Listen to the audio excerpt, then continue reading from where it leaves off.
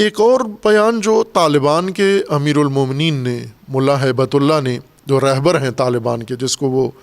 امیر المومنین کہتے ہیں افغانستان میں، ان کا بیان آیا ہے جس سے پاکستان میں ایک غلط فہمی پیدا ہو گئی ہے۔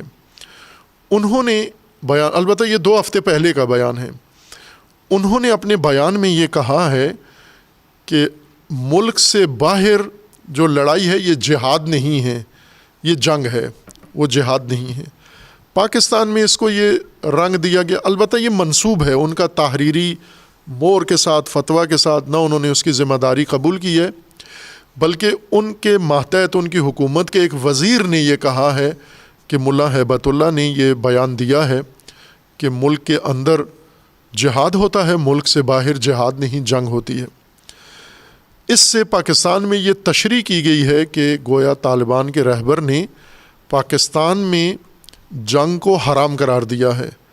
پاکستانی ریاست کے خلاف کہا ہے کہ یہ جہاد نہیں ہے، جو پاکستان میں طالبان جہاد قرار دے کر ریاست کے خلاف جنگ میں مصروف ہیں۔ جبکہ اول تو چونکہ متن نہیں ہے ان کا فتویٰ کا جسے دیکھ کر تشخیص دیا جائے کہ وہ کیا کہنا چاہتے ہیں، جو چیز خبروں میں آئی ہے وہ یہ ہے کہ ملک سے باہر جہاد نہیں ہے، ملک کے اندر جہاد ہے۔ خوب، اس کا مطلب یہ بنتا ہے کہ افغان طالبان اگر پاکستان میں آ کے لڑیں تو یہ جہاد نہیں ہے، لیکن پاکستان طالبان اگر پاکستان میں لڑیں تو یہ ملک سے باہر تو نہیں ہے، یہ تو ملک کے اندر ہے یہ۔ اور اگر انہوں نے کہا ہے کہ ملک کے اندر جو جنگ ہوتی ہے وہ جہاد ہوتا ہے، تو اس کا مطلب یہ ہے کہ پاکستانی طالبان جو پاکستانی ریاست کے خلاف جنگ میں مصروف ہیں یہ جہاد ہے۔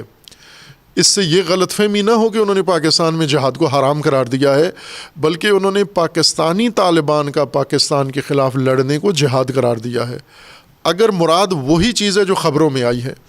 لیکن اصل متن ان کے اپنے ہاتھ کا لکھا ہوا یا اپنے مہر و دستخط کے ساتھ جب سامنے آئے گا تو پھر واضح ہوگا کہ اس طرح کا ان کا فتویٰ ہے بھی یا نہیں۔ اگر ہے تو اگر یہی متن ہے اس کا کہ ملک کے اندر جو جنگ ہو وہ جہاد ہے، ملک سے باہر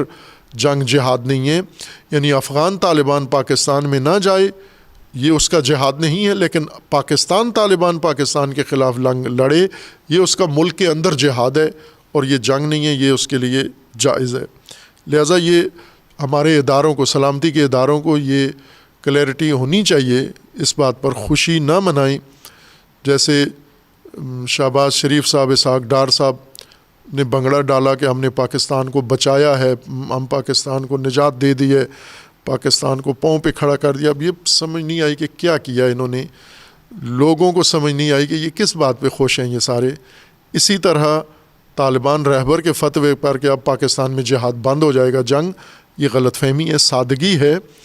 انہوں نے ملک کے اندر جنگ کو جہاد کہا ہے اور پاکستان کے طالبان پاکستان کے اندر یہ اندرونی جنگ جہاد ہے، یہ اس فتوے کا حصہ نہیں ہوگا۔